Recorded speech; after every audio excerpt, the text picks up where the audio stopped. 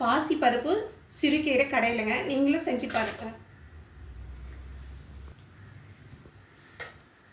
பாசி பருப்பு மணம் வர வரைக்கும் லேசாக வறுத்துக்கணுங்க. இந்த வறுத்த பருப்பை ஒரு 10 நிமிஷம் ஊற வச்சுட்டு குக்கரில் சேர்த்துக்கலாங்க.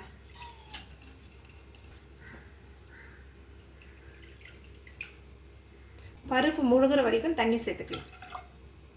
ஒரு 4 பச்சை மிளகாய் உடச்சி சேர்த்துக்கலாங்க. உங்கள் காரத்துக்கு ஏற்ற அளவு நீங்கள் சேர்த்துக்கோங்க. கொஞ்சமாக எண்ணெய் சேர்த்துக்கலாம். இப்போ இந்த பருப்பு மீடியம் ஃப்ளேமில் ஒரு 50% வேக வச்சு எடுத்துக்கலாங்க. ஒரு 50% வேக வச்சுக்கலாம். ஒரு கட்டு சிறுகீரைங்க, 2 வாட்டி அலசி வச்சுருக்கிறேன். இப்போ இந்த கீரையை பருப்பில் சேர்த்துக்கலாம்.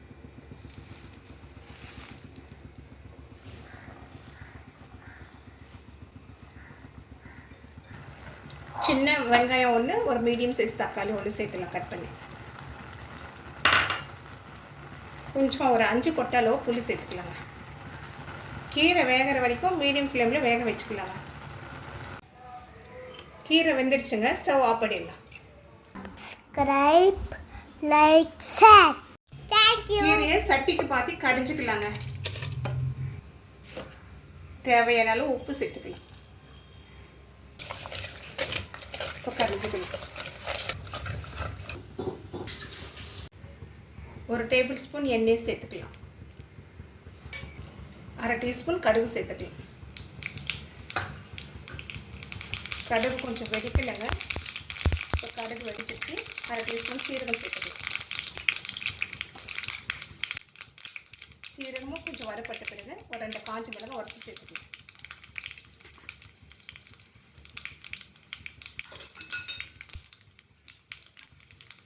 வறுபட்டுடுச்சுங்க. இப்போ 3 பல்லு பூண்டு தட்டி சேர்த்துக்கலாம்.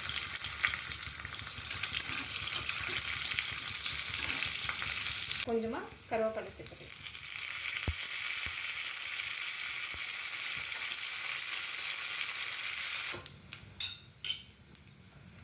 பால் இப்போ வறுபட்டுடுச்சுங்க.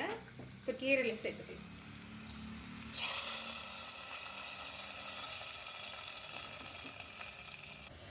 பாசி பருப்பு சிறுகீரை கடையிலங்க, நீங்களும் செஞ்சு பாருங்க.